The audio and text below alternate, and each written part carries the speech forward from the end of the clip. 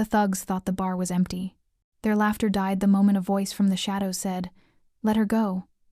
The man who stepped out wasn't a customer. He was the Mafia boss who owned the city's silence. And tonight, they'd touched what was his. If you're hooked in and want to enjoy this story, go ahead and subscribe, and drop a comment letting me know where you're watching from. It's always amazing to see where everyone's watching. Plus, tomorrow I've got another incredible story lined up, and you definitely don't want to miss it. Alright, back to the story. The night had been long, and Anne Weaver was counting the minutes until closing time. The soft glow of hanging lamps reflected off half-empty glasses scattered across the wooden bar, and the faint hum of the refrigerator filled the comfortable silence. Outside, the city breathed its midnight rhythm, calm and unaware.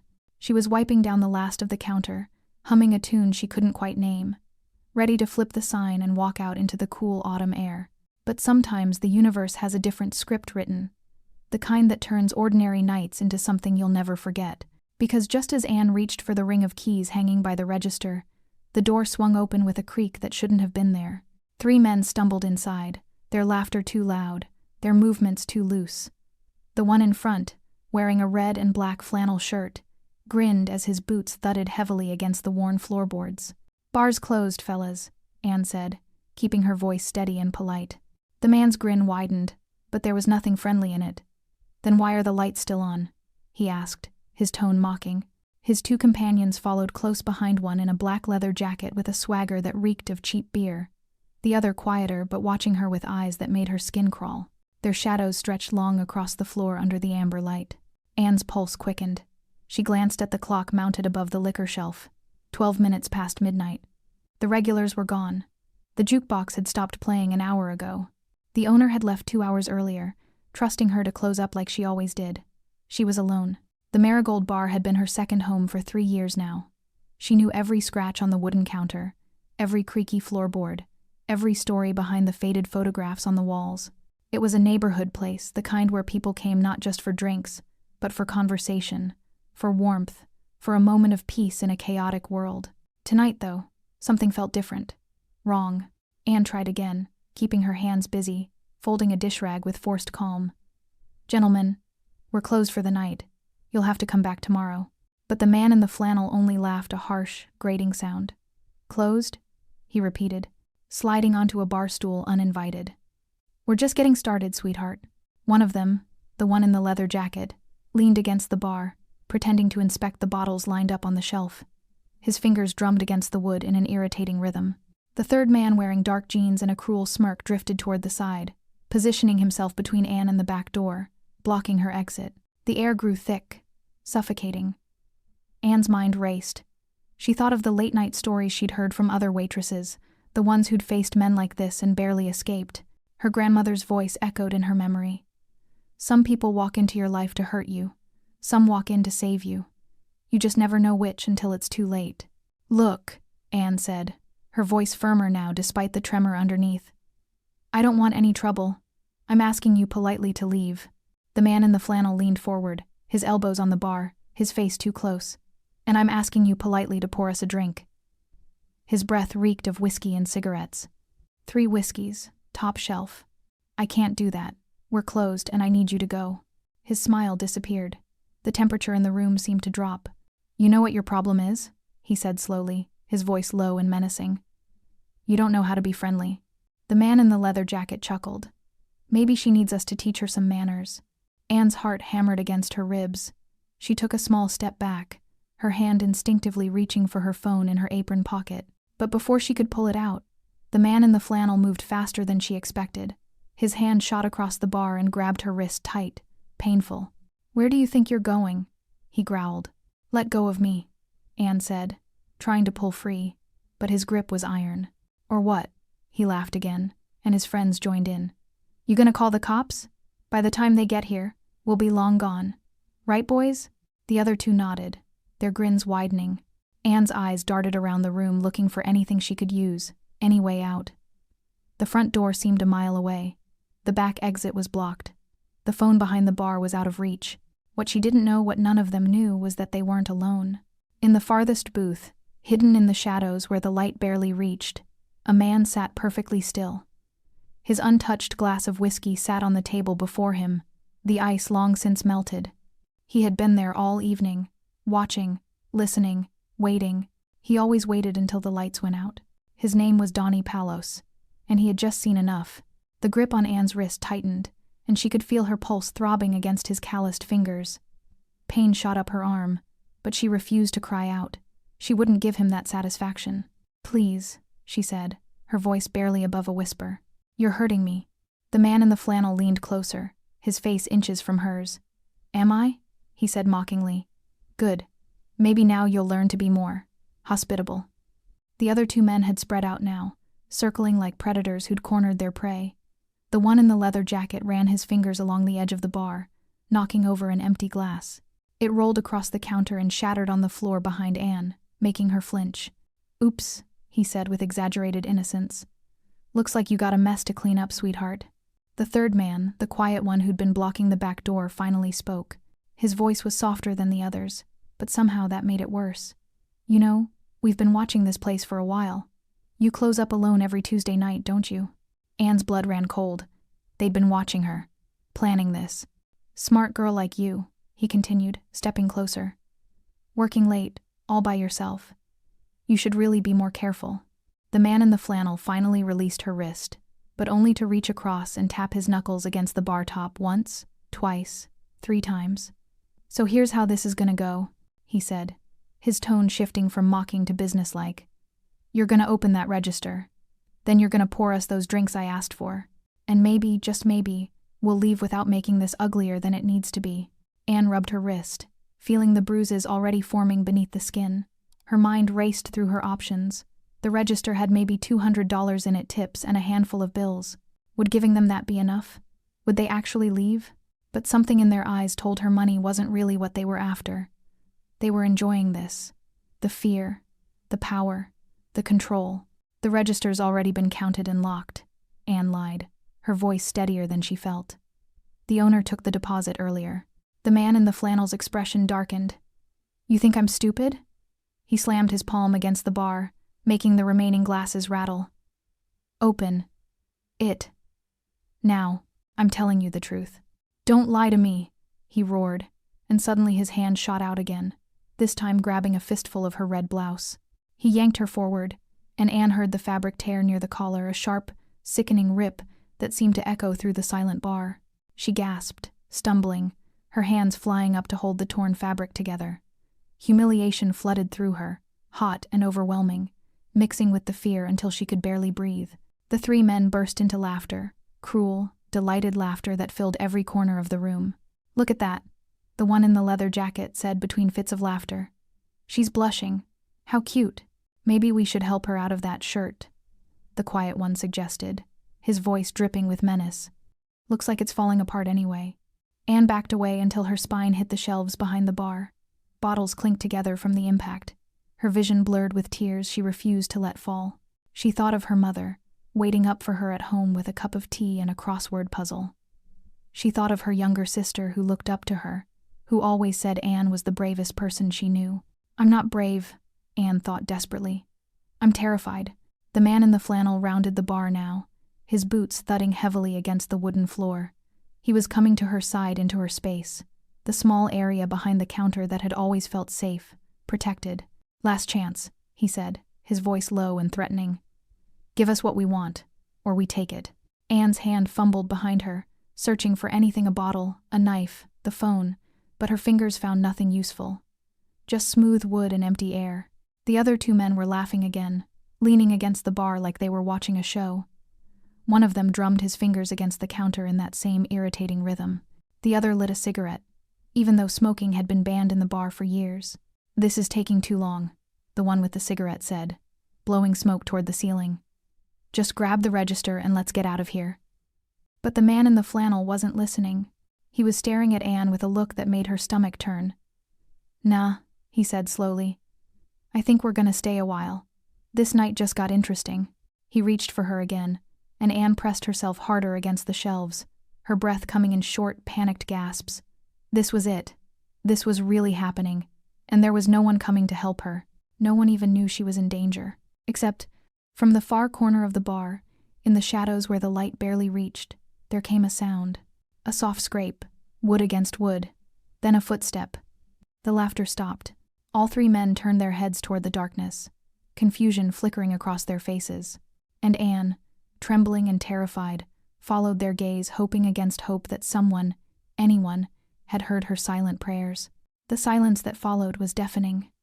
Even the hum of the refrigerator seemed to hold its breath.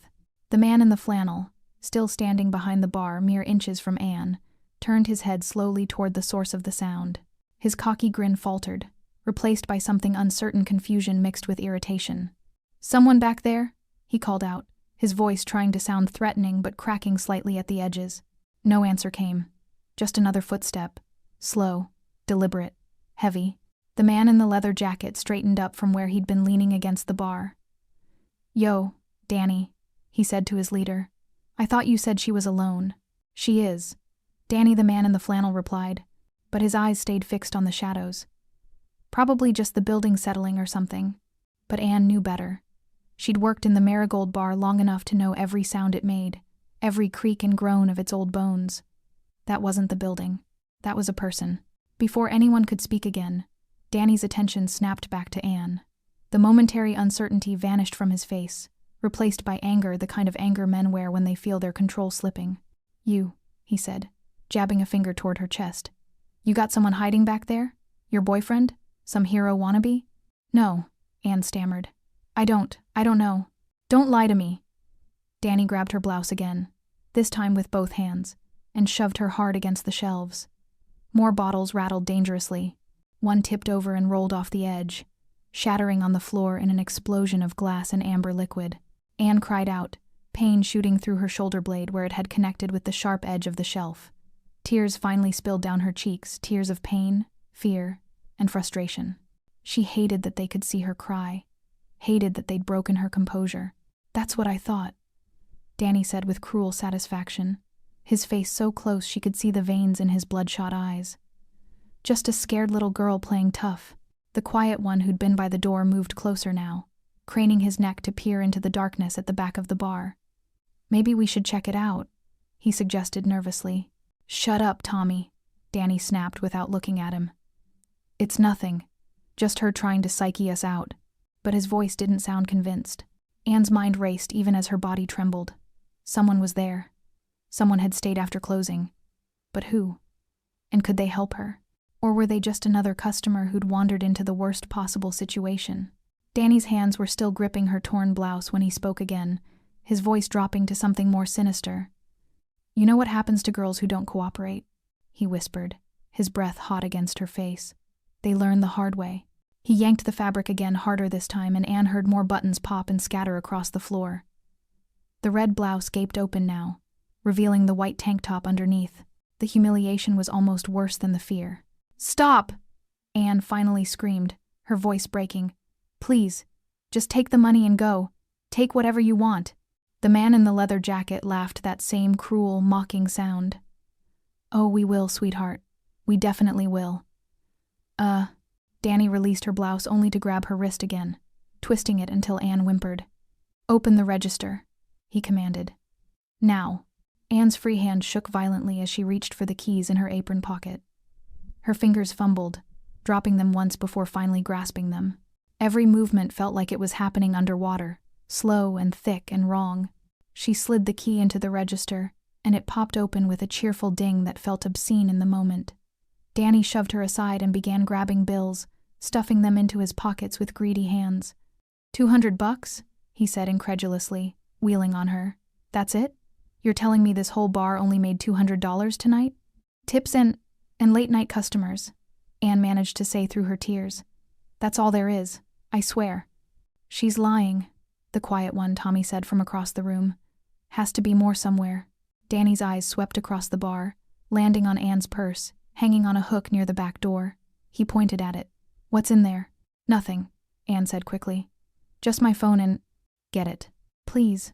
"Get it," Danny roared, and the violence in his voice made Anne flinch so hard she nearly collapsed. She moved on, shaking legs toward her purse, every instinct screaming at her to run, to fight, to do something, but her body felt disconnected from her brain, moving through sheer survival instinct alone. As she reached for her purse, something shifted in the shadows behind her. The footsteps came again, louder now, unmistakable. Not one person, but multiple people, moving through the darkness with purposeful intent. Danny, the man in the leather jacket, and Tommy all turned toward the sound, their earlier bravado cracking like thin ice. "Who the hell is that?" the man in the leather jacket demanded, his voice pitching higher. And then, from the deepest part of the shadows where the last booth sat cloaked in darkness, a figure began to rise, tall, broad-shouldered, moving with the kind of calm that only comes from men who've seen real violence and know exactly what they're capable of. The amber light caught him slowly, first his hands, scarred and tattooed, then his chest, covered in a black suit jacket, then his face hard, weathered, with dark eyes that held no warmth, no mercy, just cold, calculated purpose.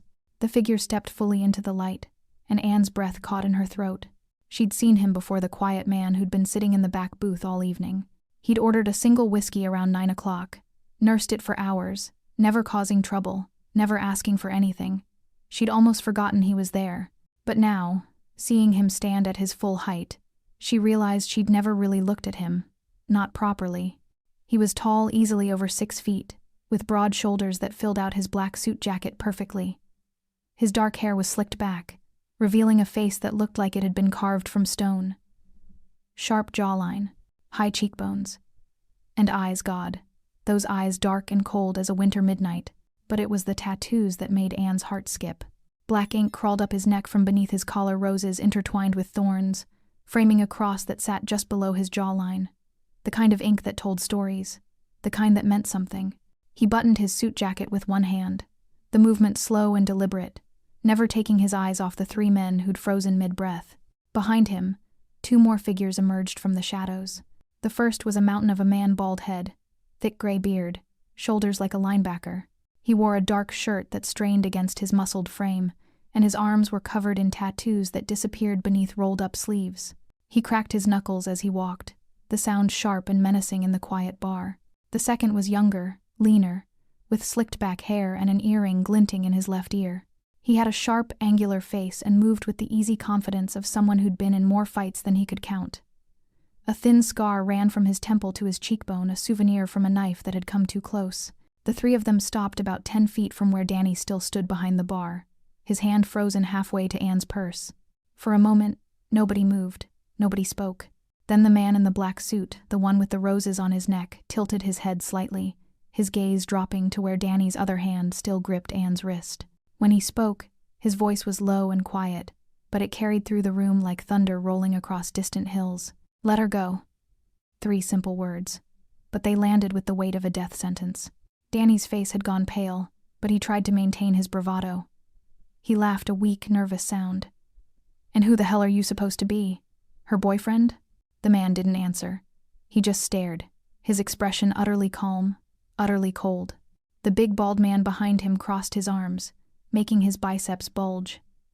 The younger one slid his hands into his pockets, a slight smirk playing at the corners of his mouth. Anne stood frozen, her wrist still caught in Danny's grip, feeling like she'd stumbled into something much bigger than a simple robbery. The air in the room had changed, charged with a different kind of danger now. The kind that came from men who didn't need to raise their voices to be terrifying. "I said," the man in the suit repeated, taking one slow step forward. "Let her go." Danny's grip loosened slightly, but he didn't release her. Instead, he tried to rally his courage, puffing out his chest. "You don't know who you're messing with, old man. There's 3 of us, and—" "There's 3 of us too," the bald man rumbled, his voice like gravel. "Want to see how that plays out?" The man in the leather jacket who'd been so cocky earlier took an unconscious step backward. "Danny," he said nervously, "maybe we should just—" "Shut up," Danny snapped, but his voice cracked. Sweat had begun to bead on his forehead. Tommy, the quiet one, had already begun edging toward the front door, clearly calculating his escape route. The man in the black suit took another step forward, and this time Anne could see the details she'd missed before. The way his suit jacket couldn't quite hide the powerful build beneath. The scars on his knuckles, old, white, countless. The silver ring on his right hand with an emblem she couldn't quite make out. This wasn't just some random customer. This was someone who lived in a world where violence was a language, and he was fluent. "You've got 5 seconds, he said, his dark eyes never leaving Danny's face. "To take your hands off her and walk out that door."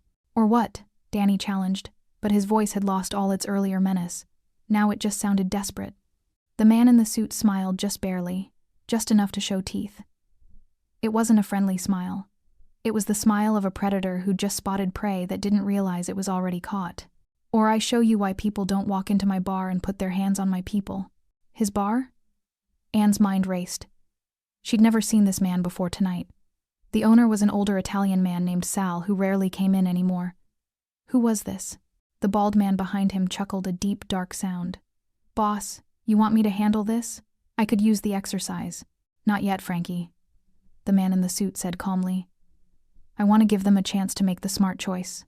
But Danny, foolish and proud and too stupid to recognize real danger when it stood 6 feet away, made the worst decision of his life. He tightened his grip on Anne's wrist and reached into his jacket pocket. I got a knife, he said, his voice shaking. And I'll use it. On her first, then on you. The temperature in the room seemed to drop 10 degrees. The man in the black suit's expression didn't change, but something in his eyes did. Something dark and final.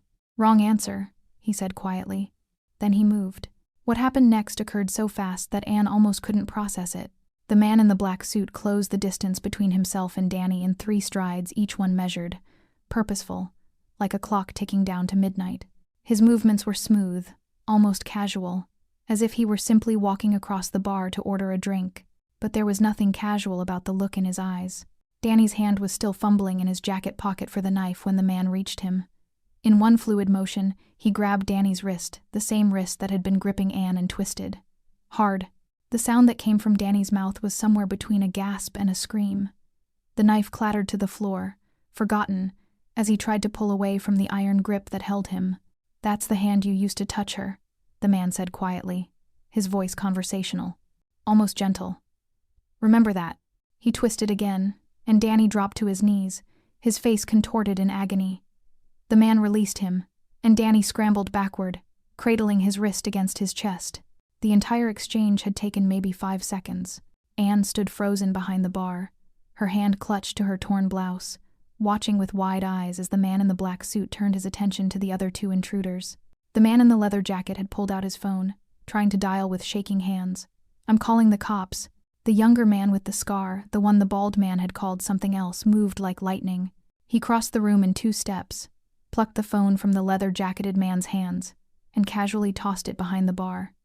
It landed in a sink full of dirty dishwater with a satisfying plunk. No cops, the scarred man said cheerfully.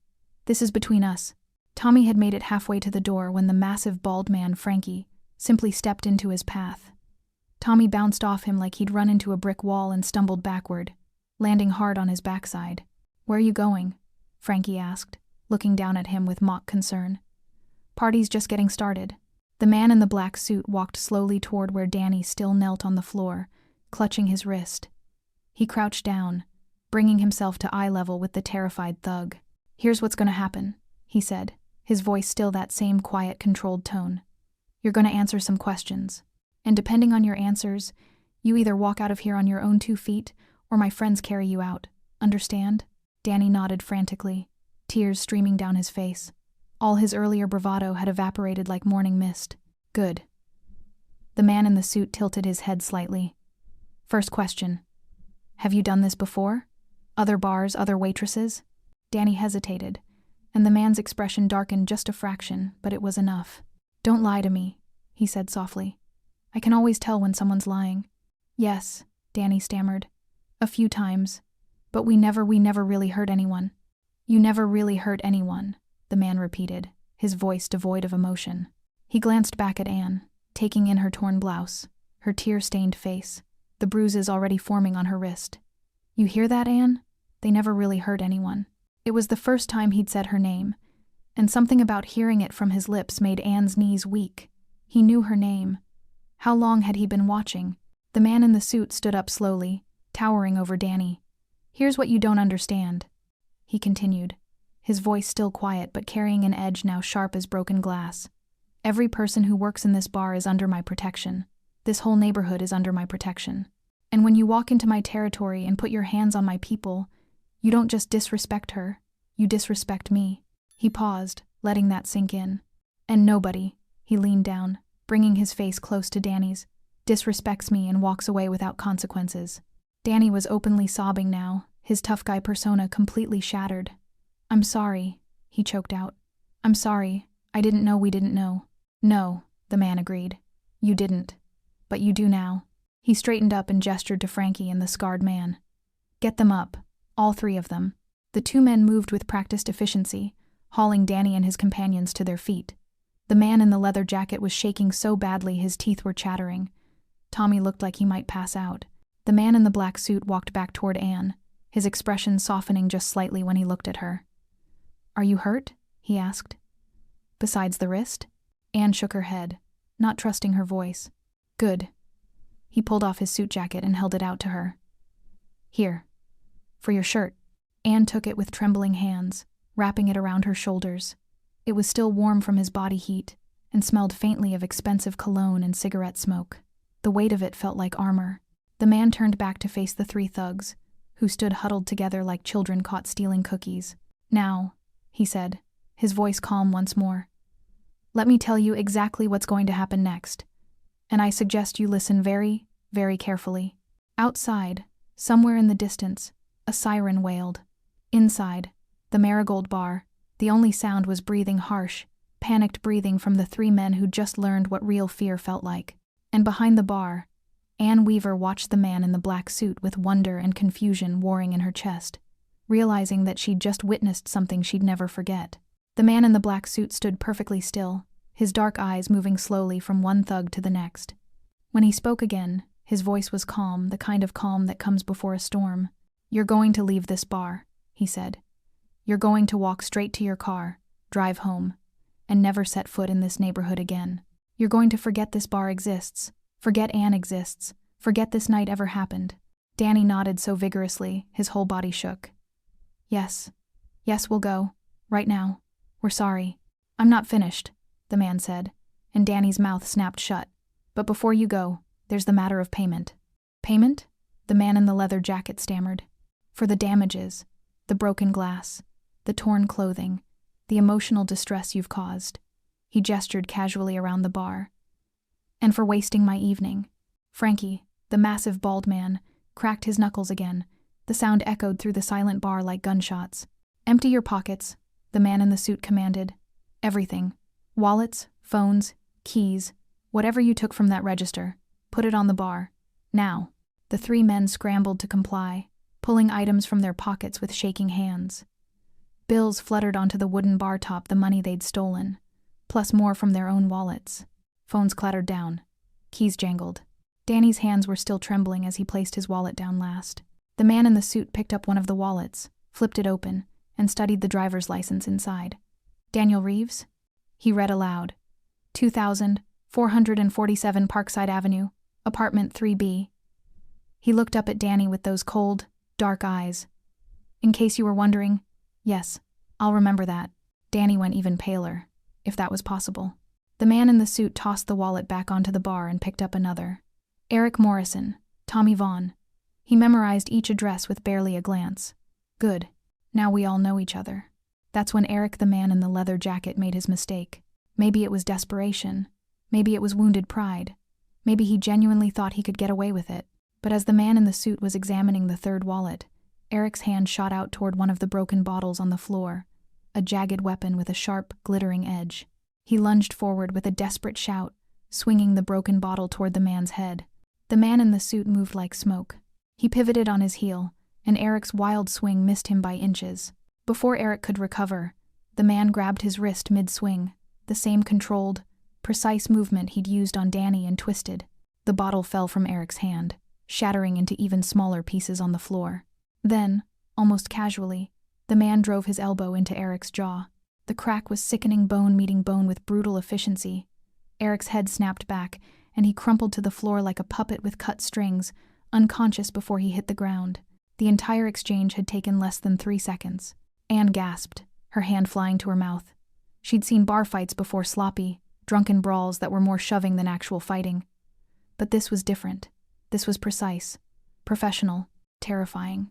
Tommy, seeing his friend collapse, made a panicked grab for something, anything on the bar top. His fingers closed around a heavy glass ashtray, and he swung it wildly toward the man in the suit. but the scarred man who'd been standing silently by the jukebox intercepted him. He caught Tommy's wrist in midair, twisted it behind his back, and slammed him face first onto the bar, with a thud that made the glasses rattle. "Bad idea," the scarred man said conversationally, holding Tommy pinned. "Very bad idea." Danny, the only one still standing, made a desperate break for the door. He almost made it. Frankie's massive hand shot out and grabbed the back of Danny's flannel shirt, stopping him dead in his tracks. Danny's legs kept pumping for a moment, going nowhere, like a cartoon character running in place. "Where you going, tough guy?" Frankie rumbled, his voice almost amused. "Thought you wanted to party." He spun Danny around and shoved him backward. Danny stumbled, tripped over Eric's unconscious body, and landed hard on the floor. He scrambled backward on his hands and feet, crab walking away from Frankie's advancing form. "Please," Danny sobbed, all pretense of toughness completely gone. "Please, I'm sorry. I'm so sorry. We'll leave. We'll never come back. I swear." "You're right," the man in the suit said, walking over to stand above Danny. "You will leave, and you won't come back. But not before you understand something." He crouched down again, bringing himself to eye level with the terrified man. "The only reason you're still breathing," he said softly, "is because she's watching." He gestured toward Anne without taking his eyes off Danny. "She's a good person, kind-hearted, the type who believes people deserve second chances. So I'm going to give you one. Because of her, not because you deserve it. Kind-hearted." He leaned closer, his voice dropping to barely a whisper, but Anne could still hear it in the deadly quiet of the bar. "But if I ever, and I mean ever, hear about you putting your hands on another woman, I won't be this generous. You understand me?" Danny nodded frantically, tears and snot running down his face. "Good." The man in the suit stood up, straightening his shirt. "Now get your friends and get out of my sight. You've got 30 seconds before I change my mind." Danny didn't need to be told twice. He scrambled to his feet, nearly slipping on the broken glass scattered across the floor. With shaking hands, he grabbed Eric under the arms and began dragging him toward the door. Eric's head lolled to the side, still unconscious, a dark bruise already blooming along his jawline. The scarred man released Tommy, who immediately rushed to help Danny with Eric's dead weight. Together, they hauled him toward the exit, grunting with effort. Neither of them looked back. Neither of them said another word. The front door swung open with a creak that seemed too loud in the aftermath of violence. Cool night air rushed in, carrying with it the distant sounds of the city cars passing, a dog barking, life continuing as if nothing had happened. Within seconds, they were gone. The door swung shut behind them with a soft click, and then there was silence. Anne stood frozen behind the bar, still clutching the man's suit jacket around her shoulders. Her legs felt like water. Her heart hammered against her ribs so hard she thought it might break through. The adrenaline that had been keeping her upright was beginning to fade, replaced by a trembling weakness that started in her hands and spread through her entire body. She looked down and saw her fingers shaking violently. The man in the black suit whose jacket she wore, whose name she still didn't know, turned to face her. His expression had changed completely. The cold, terrifying calm was gone, replaced by something softer. Concern, maybe even gentleness. "Hey," he said quietly, taking a step toward her. "You're okay. You're safe now." Anne tried to respond, but the words caught in her throat. Instead, a sob broke free, raw and unexpected. Then another. And suddenly she couldn't stop. 3 years of working late nights, of walking to her car alone in dark parking lots, of brushing off unwanted comments and wandering hands, of pretending she was fine when she was scared, it all came pouring out in great, gasping sobs. Her knees buckled.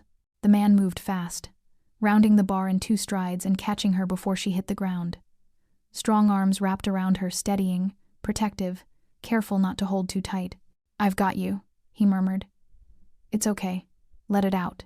Anne collapsed against his chest, the suit jacket falling from her shoulders as she gripped his shirt with both fists. She cried into the dark fabric, leaving wet stains she'd probably be embarrassed about later. But right now she didn't care. Right now she needed to fall apart. And somehow, impossibly, this stranger, this dangerous, tattooed man who'd just beaten 3 men with terrifying efficiency, held her like she was something precious, like she mattered. Behind them, Frankie cleared his throat softly. "Boss, you want us to clean up?" The man nodded without releasing Anne. "Yeah. Get rid of the glass. Check the register. Make sure they didn't break anything important." And Frankie, Yeah, boss? Find out everything about those three. Where they work, who they know, if they've got priors. I want a full report by morning. On it. Frankie's heavy footsteps moved away, and Anne heard the sound of glass being swept up. The scarred man spoke next, his voice surprisingly gentle. She gonna be okay, Donnie? Donnie. So that was his name. She will be, Donnie replied, his hand moving in slow, soothing circles on Anne's back. Just needs a minute. Just needs a minute. Anne tried to pull herself together, tried to stop crying, but her body wouldn't listen. The fear, the humiliation, the relief, it was all too much. She felt like she was drowning in emotions she couldn't name. I'm sorry, she managed to gasp between sobs. I'm sorry, I can't. Stop apologizing, Donnie said firmly but kindly. You have nothing to be sorry for.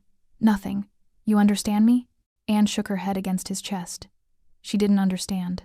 Didn't understand why this was happening, why he'd stayed, why he cared, why she felt safer in the arms of this stranger than she had in months. Listen to me. Donnie pulled back slightly, just enough to tilt her chin up with gentle fingers, so she had to meet his eyes. They were still dark, still intense, but there was warmth there now, genuine concern. What happened tonight was not your fault. You did everything right. You stayed calm, you tried to de-escalate, you survived. That takes strength.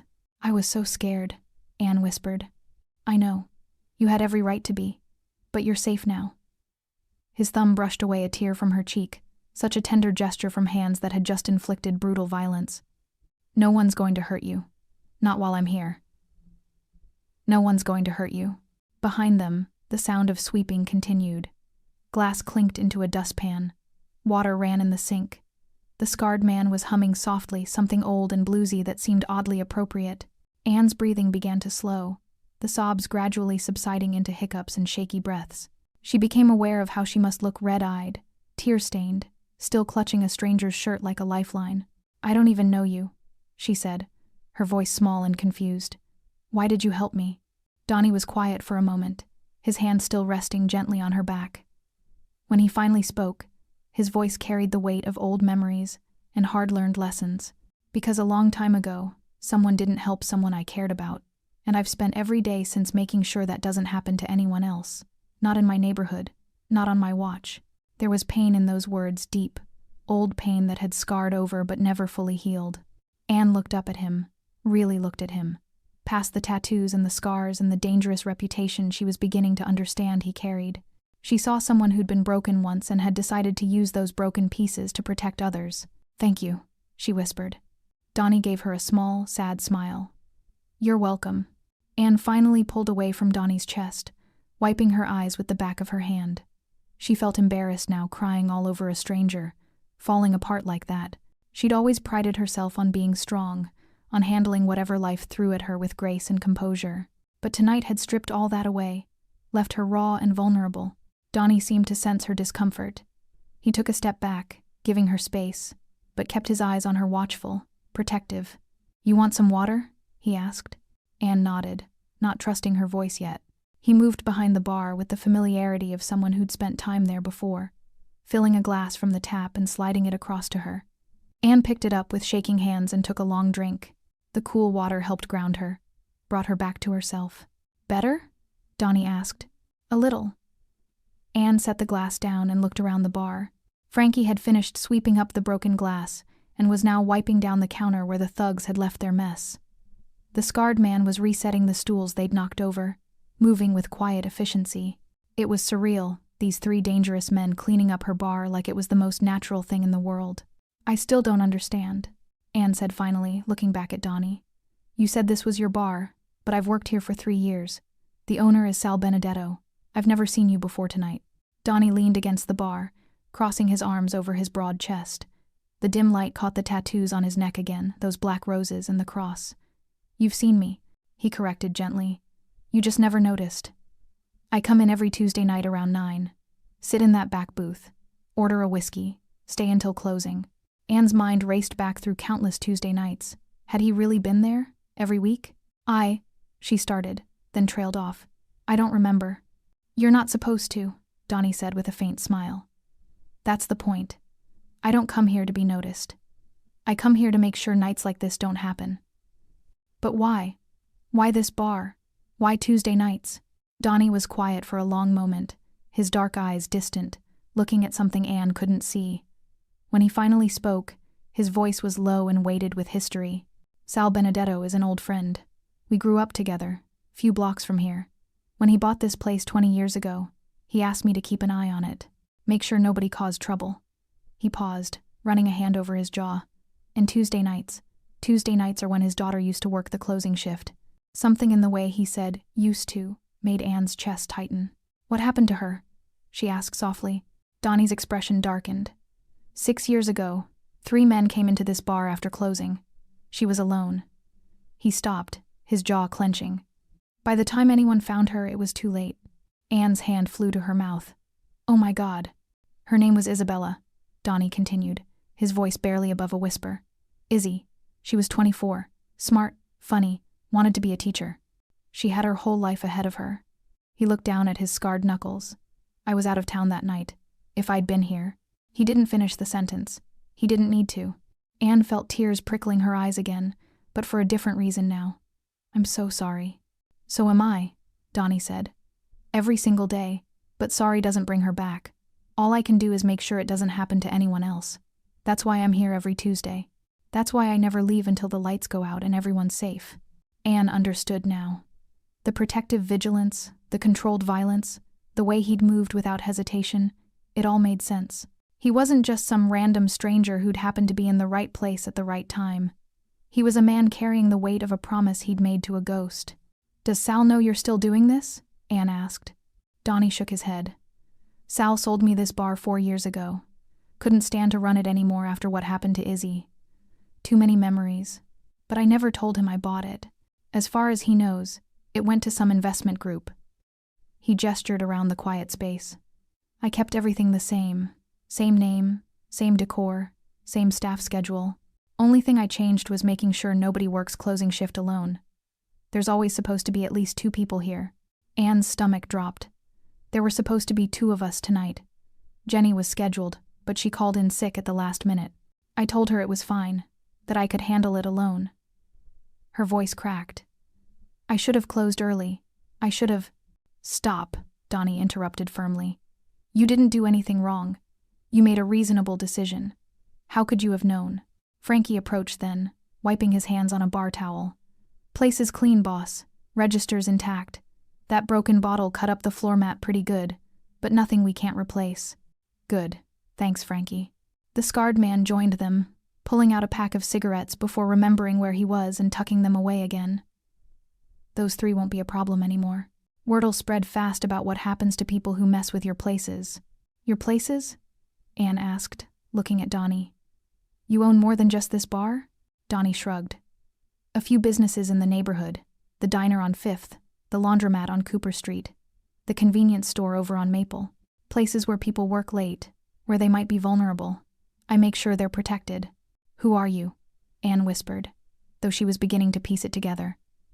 The way the other 2 called him, boss, the tattoos, the controlled violence, the network of protection. Donnie met her eyes steadily. My name is Donnie Palos. People in this neighborhood call me other things, some respectful, some not so much. But what matters is this. I protect what's mine. And everyone who works in this bar, including you, falls under that protection, has from the day you started.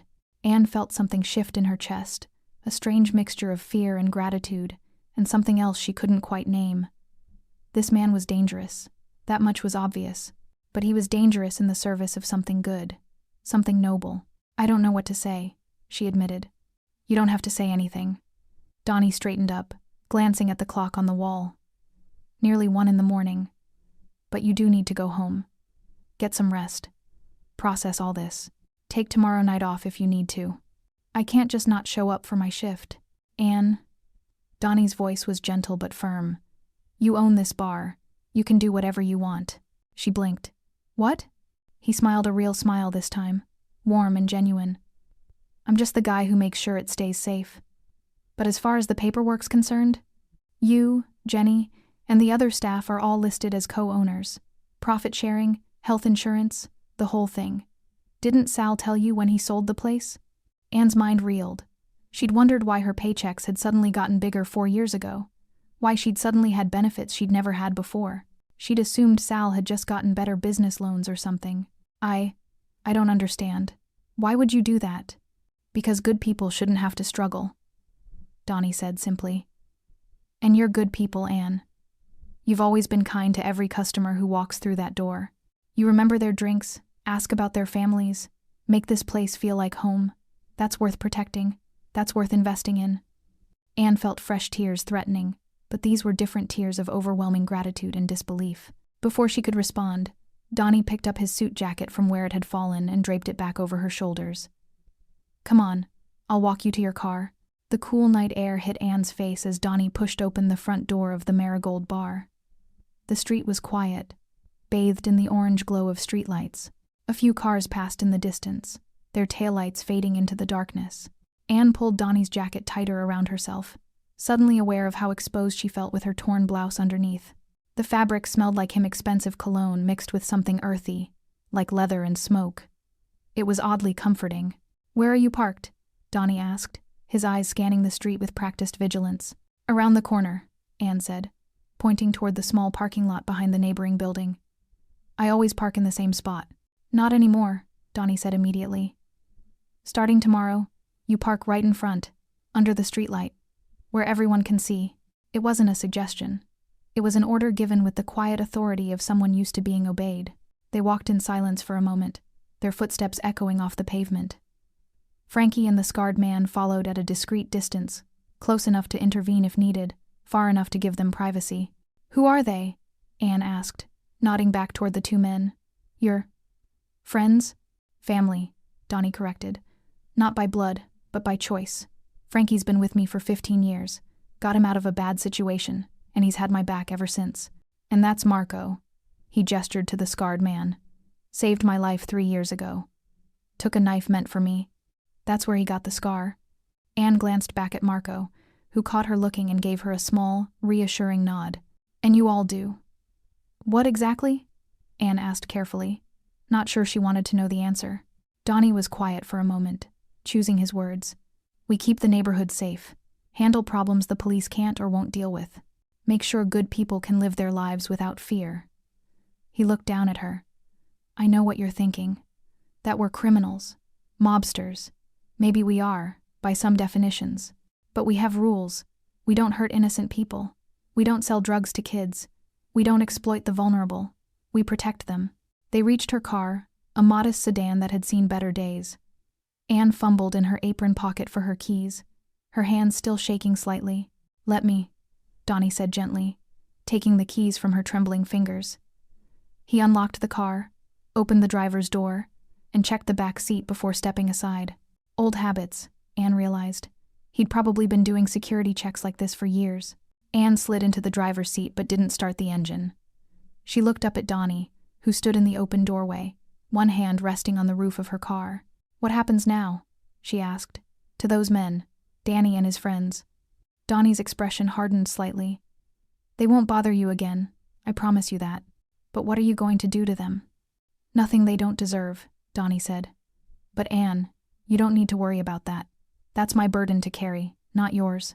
I don't want you to hurt them because of me, Anne said quickly. I mean, they're horrible, and they scared me. But, Anne... Donnie crouched down so he was at eye level with her. This isn't about revenge. This is about making sure they never do to another woman what they tried to do to you tonight. Frankie's going to dig into their backgrounds. If they've done this before, and I'm willing to bet they have, we'll make sure the right evidence ends up in the right hands.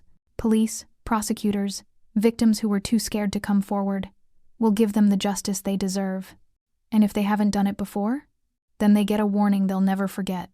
And we keep tabs on them. If they step out of line again, anywhere in this city, we'll know. And next time, I won't be as generous.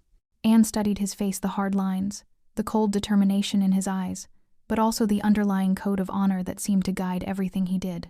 You really meant it, she said softly. What you said in the bar, about protecting people because someone you cared about wasn't protected. Every word, Donnie confirmed. Isabella wasn't just Sal's daughter. She was like a little sister to me.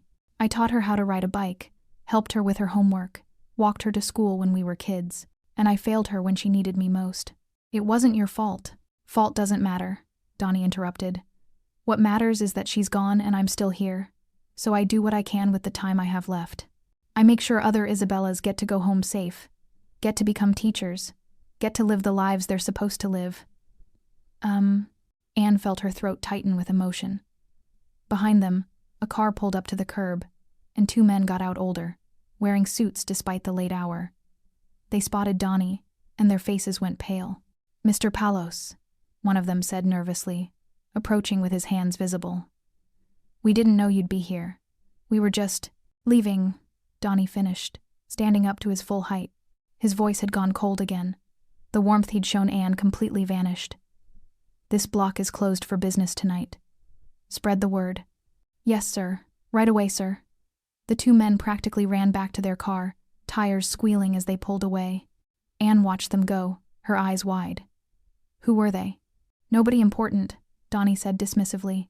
"Small-time bookies looking for customers. They know better than to operate on my blocks." "Your blocks," Anne repeated. "How many blocks do you control?" Donnie smiled faintly. "Enough. Now, you should get going. It's late, and your mother's probably worried." Anne blinked in surprise.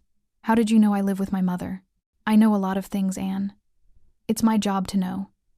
He stepped back from the car. "Drive safe. Text me when you get home." "I don't have your number." Donnie pulled a card from his pocket and handed it to her. Simple black card, embossed silver numbers, nothing else. "Only give this to people you trust absolutely," he said. "And Anne, if you ever feel unsafe, day or night, you call that number. I don't care if it's 3 in the morning, or if you just have a weird feeling about someone. You call me, and I'll be there." Anne took the card, running her thumb over the raised numbers. It felt heavy, weighted with promise and protection. "Thank you," she whispered, "for everything."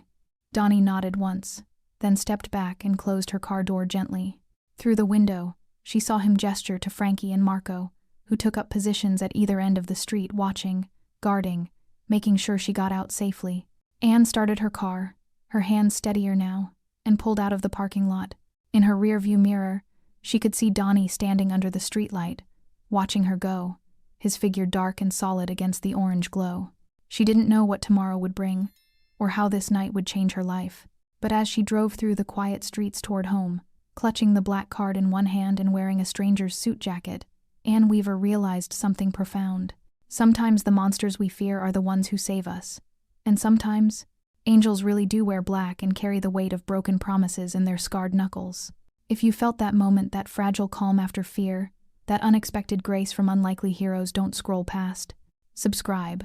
Not for me, but for every soul who's ever needed someone to stand up when the world looked away. Because stories like this remind us that protection can come from the most unexpected places. The sun was just beginning to paint the sky in shades of pink and gold when Anne pulled into her driveway. Her mother's bedroom light was still on, of course it was. Margaret Weaver never slept until her daughter was home safe. Anne sat in her car for a moment, staring at the familiar house with its weathered blue shutters and the garden gnome her father had placed by the front steps 20 years ago. Everything looked the same as it had when she'd left for work yesterday evening, but she felt different, changed in ways she was still trying to understand. The front door opened before she'd even gotten out of the car, and her mother appeared on the porch, wrapped in her floral bathrobe, her gray hair in curlers. "Anne Marie Weaver," she called out, her voice a mixture of relief and reproach. "Do you have any idea what time it is? I've been worried sick." Anne climbed out of the car slowly, still wearing Donnie's suit jacket over her torn blouse. She'd wrapped it tightly enough that her mother wouldn't see the damage underneath. Not yet. She wasn't ready to explain everything that had happened. "I'm sorry, Mom," Anne said as she walked up the front steps. "There was an incident at the bar. It took longer than usual to close up." Margaret's eyes narrowed with a mother's intuition, taking in her daughter's red-rimmed eyes, her pale face, the expensive men's jacket that definitely didn't belong to her. "What kind of incident?" "Nothing I couldn't handle," Anne lied, then immediately felt guilty for it. "Well, nothing that didn't get handled. I'm fine, Mom. Really." Margaret didn't look convinced, but she held the door open. "Come inside. I'll make us some tea." The kitchen was warm and familiar, smelling of the chamomile sachet her mother always kept by the window. Anne sank into her usual chair at the small wooden table while Margaret busied herself with the kettle, her movements precise and practiced from decades of making tea to soothe whatever troubles her daughters brought home. "Are you going to tell me what really happened?" Margaret asked, not turning around. "Or are we going to pretend that jacket is yours and those aren't tears on your face?" Anne's resolve crumbled.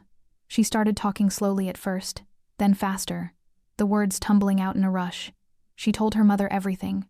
The 3 men, the fear, the torn blouse, and then Donnie, the mysterious man who'd been watching over her every Tuesday for years without her knowing, who'd stepped out of the shadows like something from a movie, who'd protected her with terrifying efficiency and unexpected gentleness. Margaret listened without interrupting, her hands steady as she poured the tea. Only when Anne finished did she speak. "Donnie Palos," Margaret said quietly, setting a steaming cup in front of her daughter. "I know that name." Anne looked up in surprise. "You do?" "Every shopkeeper and business owner in this neighborhood knows that name." Margaret sat down across from Anne, wrapping her hands around her own cup. "When your father died and the insurance money ran out, I thought we'd lose the house. Couldn't keep up with the mortgage payments, not on my salary alone. Then one day I got a letter from the bank saying my loan had been restructured. Lower interest rate, payments I could actually afford. I asked who'd arranged it, but they wouldn't tell me. Just said it had been taken care of by a community investor." She took a sip of her tea, her eyes distant with memory. "A few months later, Mrs. Chen from the laundromat told me the same thing happened to her when her husband got sick, and Mr. Rodriguez at the corner store, and the Patels who run the pharmacy." Margaret looked at her daughter. Nobody could prove it, but everyone knew. Donnie Palos was buying up businesses and properties in the neighborhood, restructuring debts, keeping families from losing everything. Never asked for anything in return except that we keep running our businesses, keep the neighborhood alive. Anne felt something tighten in her chest. "Why didn't you ever tell me?" "Because I didn't want you to feel beholden to a man with his reputation." Margaret's voice was gentle but firm. "Donnie Palos is many things, Anne. Protector, yes. Benefactor, certainly, but he's also dangerous. He lives in a world of violence and consequences that people like us can barely imagine. I didn't want you getting tangled up in that world."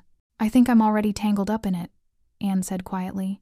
She pulled out the black card Donnie had given her, sliding it across the table. "He gave me this. Said to call if I ever need help." Margaret picked up the card, studying it for a long moment. When she looked up, her expression was complicated, fear and gratitude, and resignation all mixed together. "Your grandmother used to say that God puts people in our path for a reason," Margaret said. "Sometimes those people are angels in white robes. Sometimes they're angels in battle armor. The form doesn't matter. What matters is that they show up when we need them." "Do you think that's what he is?" Anne asked. "An angel in battle armor?" "I think," Margaret said carefully, "that he's a man trying to atone for something, and whether that makes him an angel or something else, only God knows. But Anne, sweetheart," she reached across the table to take her daughter's hand, "you be careful with this. Men like Donnie Palos, they carry heavy burdens, and sometimes the people close to them end up carrying those burdens too." Anne nodded, understanding the warning but also understanding something deeper. She'd felt safer in Donnie's arms tonight than she had in years, and that meant something. It had to. They sat in comfortable silence for a while, drinking their tea as the sun continued to rise outside. Finally, Margaret stood up and kissed her daughter's forehead. "Get some sleep," she said. "We'll talk more when you wake up." Anne climbed the stairs to her bedroom, exhaustion finally catching up with her. She laid Donnie's suit jacket carefully over her desk chair, planning to return it the next time she saw him. But as she was about to collapse into bed, something made her check the pockets. In the inside pocket, she found a small folded note. Her hands trembled slightly as she unfolded it. The handwriting was bold, masculine, precise. "Anne, keep the jacket. Get the shirt fixed or buy a new one. Receipts in the other pocket. Don't come back to work until you feel ready. Take all the time you need. Your shifts are covered. The 3 men from tonight won't bother you again.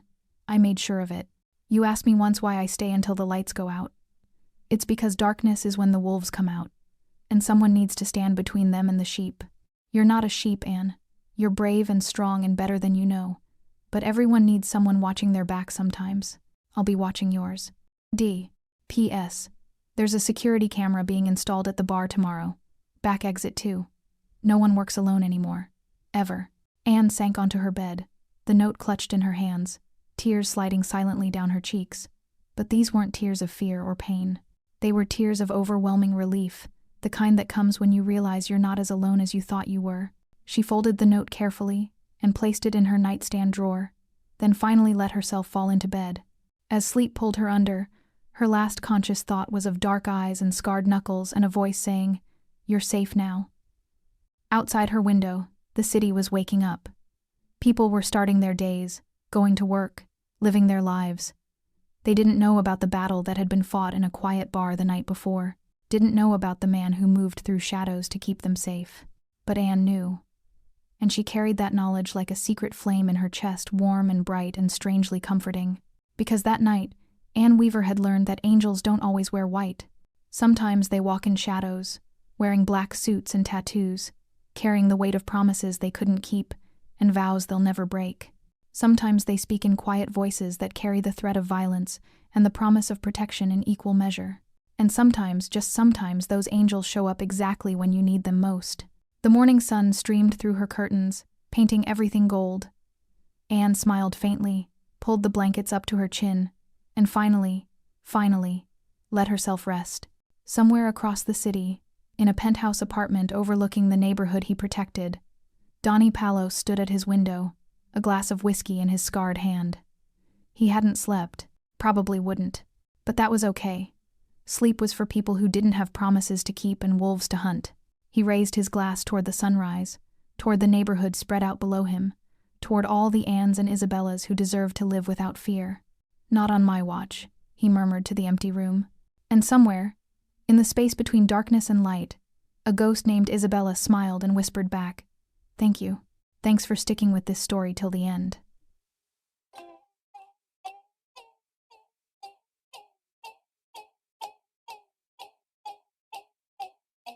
If you enjoyed it, you're going to love the next one. It's packed with unexpected turns and heartfelt moments. Click the image on your screen to keep the journey going, and make sure to hit subscribe for more amazing stories. Drop a comment and rate this story from 1 to 10. I can't wait to see what you think.